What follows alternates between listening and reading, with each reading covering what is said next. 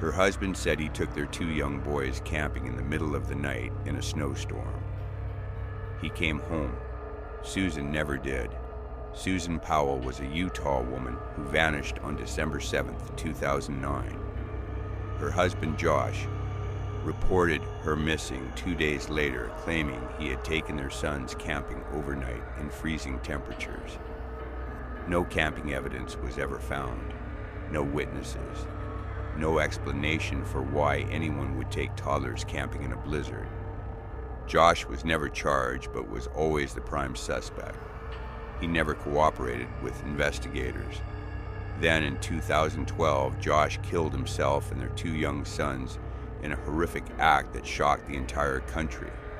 Susan has never been found. Her case was never officially solved. Do you think Josh acted alone? Or do you think someone else knows what happened to Susan?